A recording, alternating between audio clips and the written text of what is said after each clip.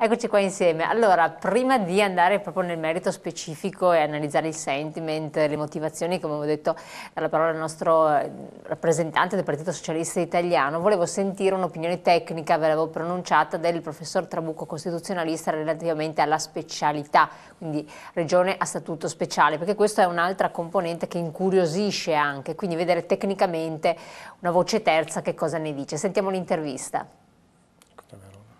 Il Veneto può diventare una regione a statuto speciale? La risposta è affermativa, sì, ma tramite una revisione della Costituzione, in particolare del comma primo dell'articolo 116, che elenca le regioni italiane ad ordinamento differenziato e attribuisce loro, tramite i rispettivi statuti, ulteriori forme e condizioni particolari di autonomia.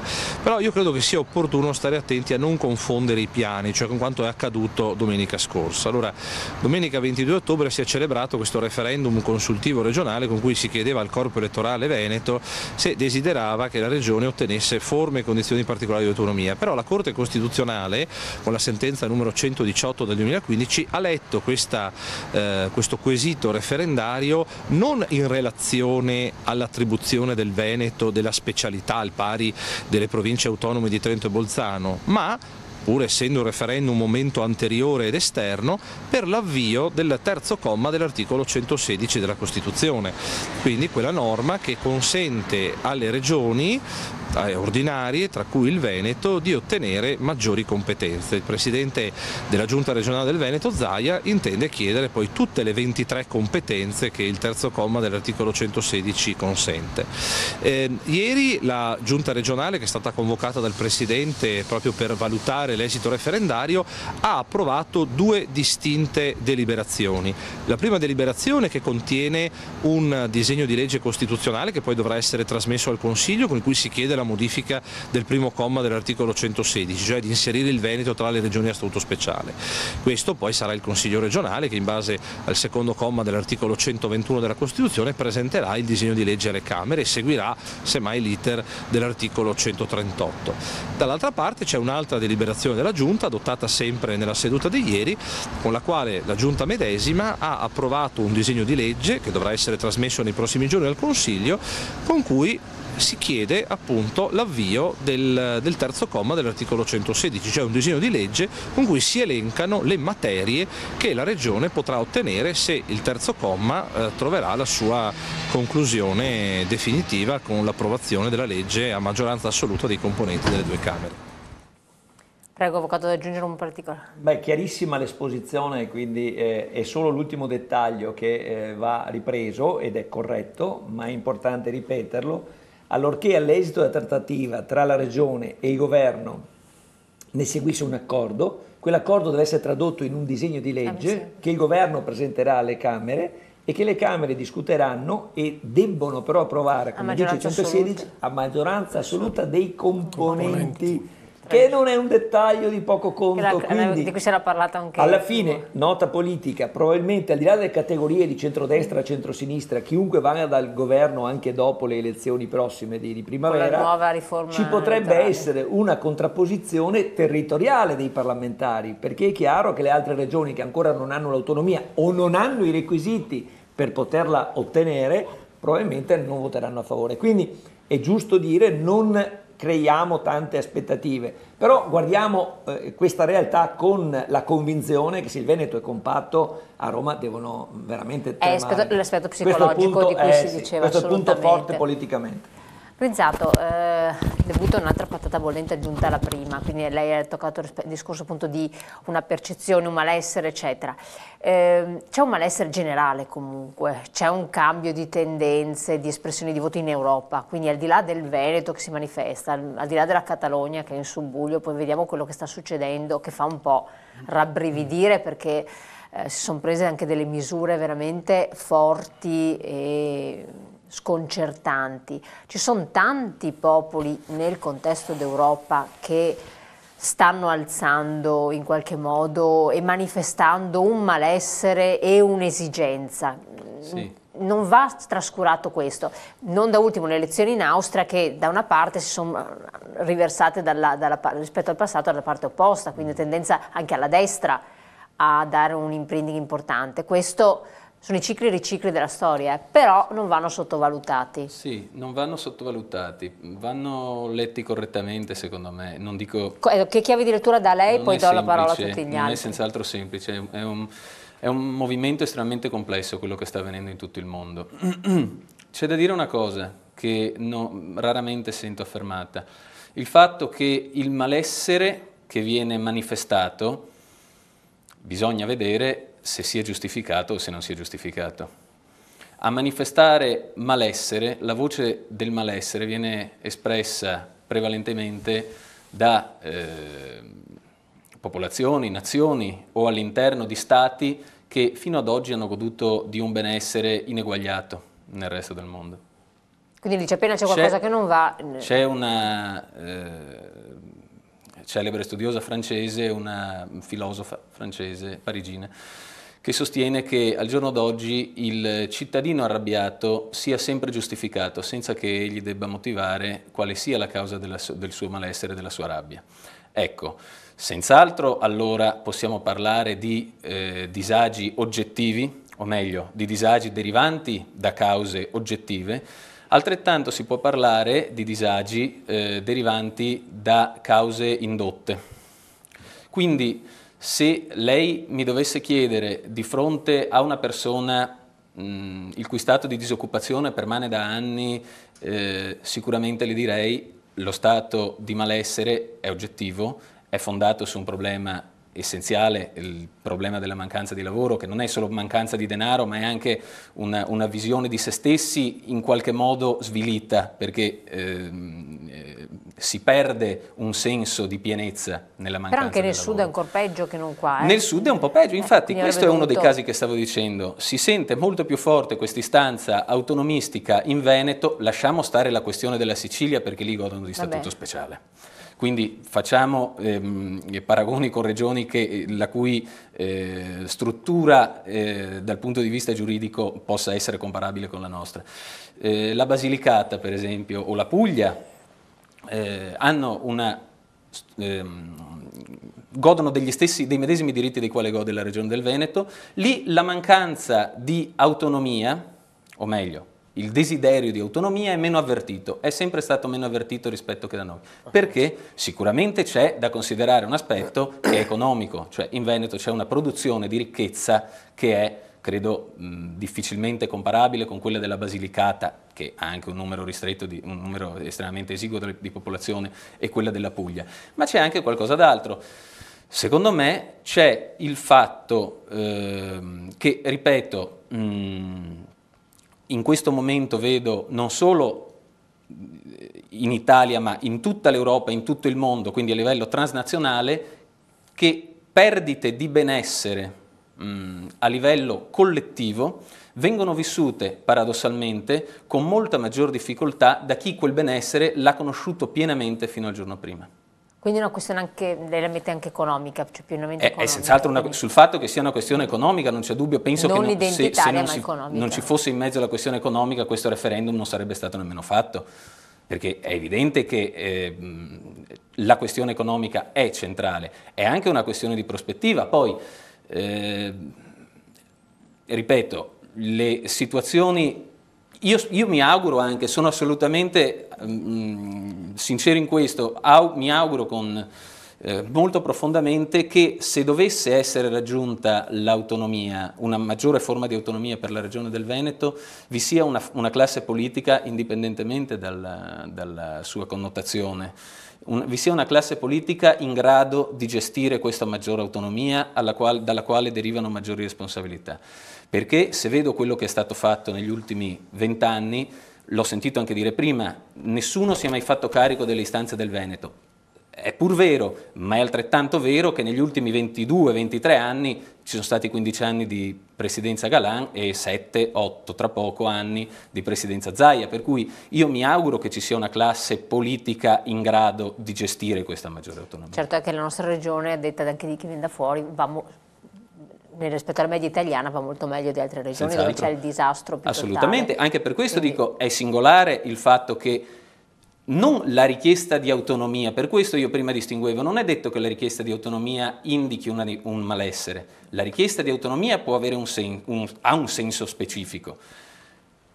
Equipararla a una manifestazione di malessere secondo me è errato. Il malessere, questo è l'aspetto paradossale, non la richiesta di autonomia, viene sempre più frequentemente da quelle zone d'Europa e del mondo in cui il benessere si è manifestato più intensamente fino al momento della crisi. Gattolin, qui tocchiamo proprio le vostre rappresentanze. È questo l'aspetto, o anche c'è una sorta di rabbia nei confronti di uno Stato che comunque non ha mai risolto le questioni burocratiche, non ha mai risolto la questione della giustizia, sono tante pesi che stanno, la fiscalità pesantissima, e quindi perché quanto dice Grinzato è molto interessante, però di fatto molte aziende per fortuna hanno agganciato l'Europa, con l'export vanno bene, però sono frenate perché non siamo concorrenziali, competitivi per tutta questa serie di ragioni. Non da ultimo uno Stato centrale che non risolve i problemi ma li crea, cioè veramente in modo oppressivo, o no? Chiedo a lei, la butto lì. Sicuramente una motivazione di carattere economico evidente. Dal dopoguerra ad oggi abbiamo vissuto una situazione di shock negli ultimi 10 anni, 8-10 anni, per cui un Veneto abituato a lavorare molto, creare, sviluppare molta imprenditoria diffusa nel territorio, che si trova a sentire e vedere imprenditori che si suicidano. Fino a poco tempo fa eravamo quasi abituati a sentire ogni settimana situazioni complesse di questo tipo, che per noi erano inimmaginabili solo pochi anni fa, giovani che non trovano lavoro, le imprese che si trovano a dover lottare per poter stare sul mercato e al tempo stesso vessate, veramente vessate da situazioni che sono a volte incredibili e sono usate quasi come un bancomat. Penso alle piccole e medie imprese che normalmente vengono ispezionate dai vari organismi di vigilanza, di controllo, ispettorati via via, e che sappiamo benissimo arrivano lì perché hanno un budget da gestire, da recuperare nell'arco del proprio anno, una missione ben precisa, per cui l'atteggiamento anche nei confronti dell'impresa da parte dei rappresentanti dello Stato, di chi per noi è lo Stato, è un atteggiamento di continua aggressione per certi aspetti. Allora è chiaro che c'è anche una rabbia, perché non si riesce ad avere la libertà proprio di avere quel minor burocrazia, almeno quel rispetto che permette alle imprese di poter operare, creare quel reddito che oggi riesce anche a sostenere buona parte anche dell'Italia. Allora questa situazione perdurante nel tempo, con una crisi molto pesante che ha colpito migliaia di imprese, pensiamo 120.000 lavoratori in meno, ma anche migliaia di imprenditori che hanno chiuso, stanno cercando di aprire, altri hanno sviluppato meno attività, giovani che hanno perso in parte il desiderio che era proprio della nostra cultura di crearsi impresa.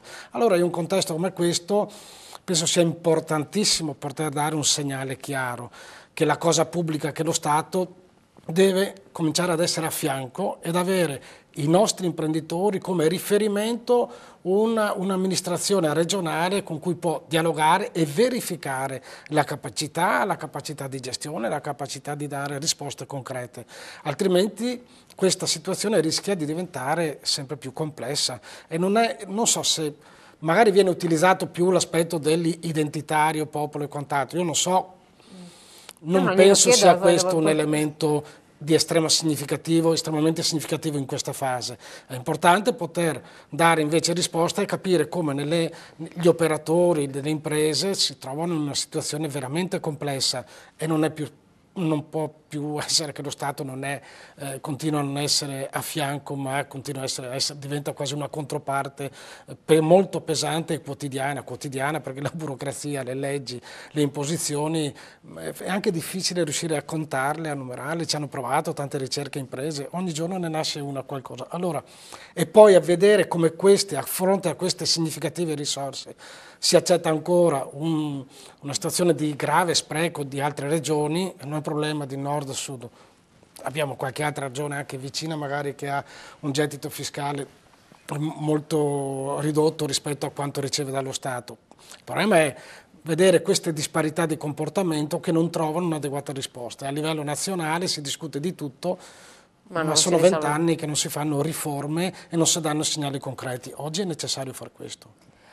Secondo lei una delusione anche politica Pietro Grande? Sì, ma in realtà... Cioè questo malessere, questa manifestazione comunque di partecipazione popolare, anche giovanile, mi sembra insomma abbastanza importante, come si può interpretare per risolverlo? Perché la sottolineava anche il segretario Renzi, non sottovalutiamo questa voce che si è alzata forte, insomma, forse neanche loro se l'aspettavano a questo punto, credo. Sì, io penso che se lo aspettassero. Comunque, secondo me, diciamo, definire solo un malessere, il voto, la risposta del Veneto al referendum è un po' riduttivo. Il malessere lo sta vivendo tutta l'Italia, perché quando la sinistra mi parla di che in realtà il benessere si è un po' attenuato e quindi ecco, viene vissuto di più dagli italiani, forse dimentica che siamo a momenti storici in cui la disoccupazione giovanile è al 40%, quindi il malessere è un malessere diffuso. Il voto del Veneto secondo me è un qualcosa di diverso, è un qualcosa di più specifico e peculiare e non è escluso, ritengo, che se la stessa domanda venisse posta da altre regioni ci potrebbero essere delle risposte analoghe. Quindi il punto secondo me è molto diverso, e cioè non è che il Veneto è contro le altre regioni o è contro lo Stato.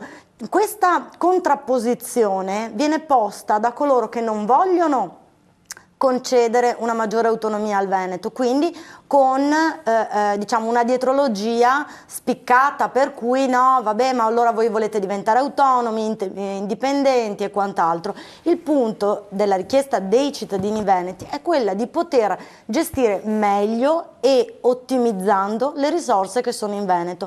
Francamente questo tipo di risposta del Veneto non dovrebbe intimorire nessuno, a meno che questo ovviamente non venga interpretato come risorse in meno per gli sprechi e per utilizzarli in tutte quelle sacche di burocrazia dove si disperdono a Roma. Questo è il punto, secondo me, il nodo centrale, cioè cercare di comprendere qual era il significato del popolo e dire che semplicemente il Veneto è stanco, arrabbiato o è sull'onda di diciamo, un malessere. Secondo me si tende a ridurre molto il significato invece fondamentale del referendum. Ma malessere può essere anche proprio non sopporto più la situazione che c'è di fatto, perché vabbè, il discorso di quello che avviene nello Stato centrale a Roma è davanti agli occhi di tutti. Ma non è una cosa solo di oggi, è una cosa che è sentita dal Veneto, ritengo, da molto tempo, altrimenti non giustificherebbe un'affluenza così importante ed un voto così determinante, nonostante all'interno del Veneto ci sono stati dei partiti che hanno sostenuto con importanza l'astensione.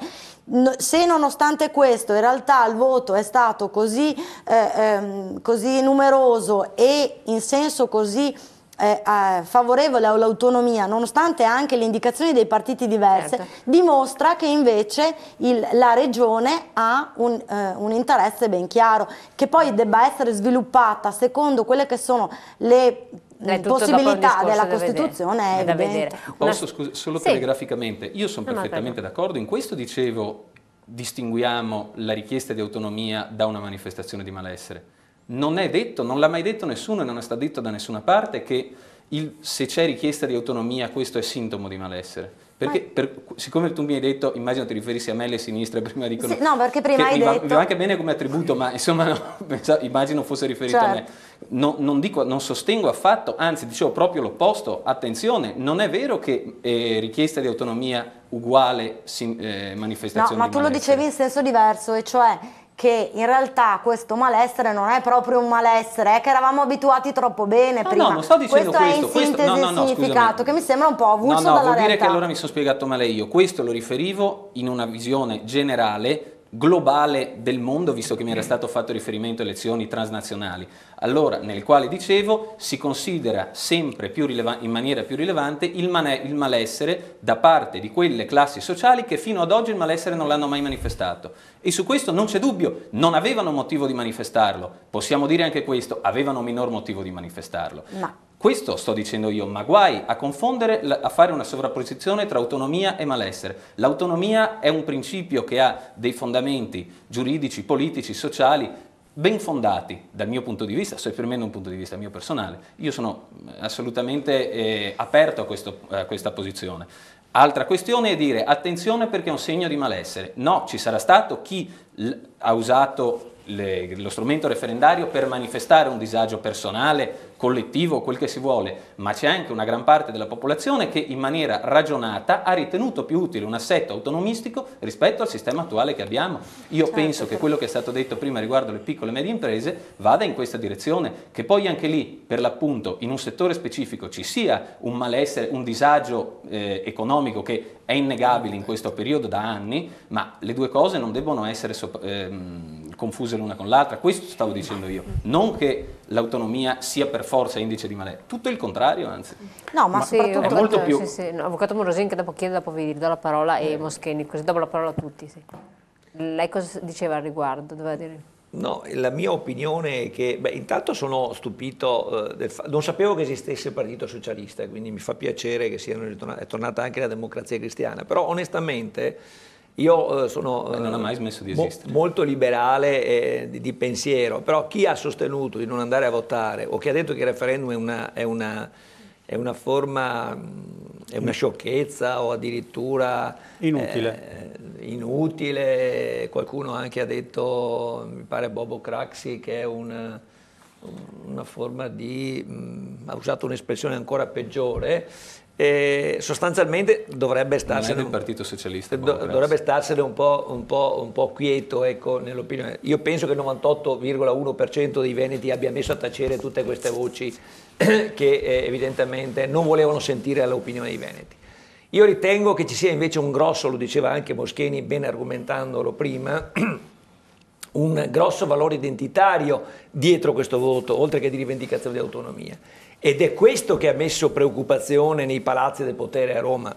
I giornali di oggi e di ieri, anche immediatamente, le reazioni politiche che abbiamo sentito, colgono questo aspetto, l'aspetto identitario, tant'è vero che hanno visto anche la proposta intelligente di avanzare immediatamente una iniziativa di legge per riforma costituzionale ai fini della Regione Veneto a statuto speciale, quindi come le altre 5, come una provocazione, ma ci sta la provocazione. Quindi lei dice questo spirito identitario che viene fuori in questo è quello che si può vedere in modo diverso in una Catalogna anziché in Paesi Baschi, in Scozia, anziché in altre realtà. Quello non è uno star male perché lo Stato centrale non... Oggi ci godiamo questo esito referendario, però è chiaro che a Roma hanno colto che il valore identitario che sta dietro questa pronuncia apre la porta a un qualcosa che è molto più ampio dell'autonomia, diciamolo pure con serenità, senza che nessuno si spaventi. Per via democratica, ma qualcuno ha paura della democrazia? Chiedo io. Qualcuno ha paura di confrontarsi con la realtà del Veneto? Chiedo io. Cioè, se questi sono i livelli, allora veramente siamo messi molto male, molto molto male. Io credo che faccia paura alla democrazia. Chi faceva l'appello a non andare al voto dovrebbe vergognarsi. Lo dico con grande rispetto, io rispetto anche chi pensa così, però dovrebbe vergognarsi, questo possiamo dirglielo. Perché si deve dire non votate, tanto ci pensiamo noi? Abbiamo visto anche la scelta del governo, questa è un po' polemica, ma è giusto dare sottolineatura a questi aspetti. La sceneggiata con Bonaccini dell'Emilia Romagna che scrive un documento 3 giorni prima del 22, abbiamo trovato un'intesa, io l'ho letta, voi spero che i telespettatori l'abbiano, non aveva nulla, diceva ci impegneremo a...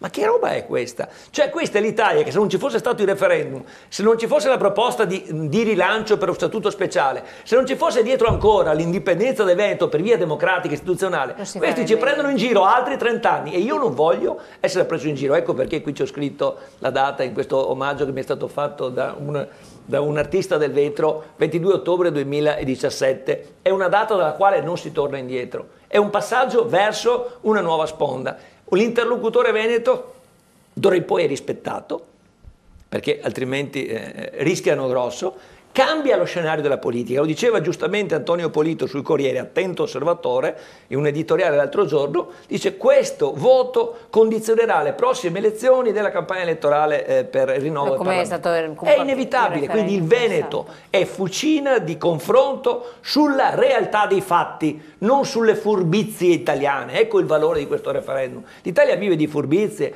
vive di differimenti, vedrà come la trascineranno sta cosa qua. Noi dobbiamo dare dei tempi, ecco l'importanza, l'aveva detto intelligentemente Maroni l'altro giorno. Vogliamo la trattativa per fine anno e la conclusione prima delle elezioni. Non è vero che sto governo non si è dichiarato legittimato a gestire tutto quello che ha fatto questo governo, quindi gestisca anche questo passaggio qua. Non lo fa bene, dimostra di essere incapace o di non volerlo, come temiamo e abbiamo capito tutti, e allora sarà ragione di confronto in campagna elettorale. Quindi quei partiti che hanno detto non andate a votare o votate no, il no è l'1,9%, non andate a votare, sono quella percentuale che non va di solito, ci penseranno 10 volte prima di trattare a calci nel sedere il Veneto, come ha detto il governatore della Puglia. Assolutamente. Allora, le do la parola subito a Moscheri, devo andare in pubblicità, così dopo può parlare tranquillamente. Pochi secondi di pubblicità, poi siamo di nuovo con voi.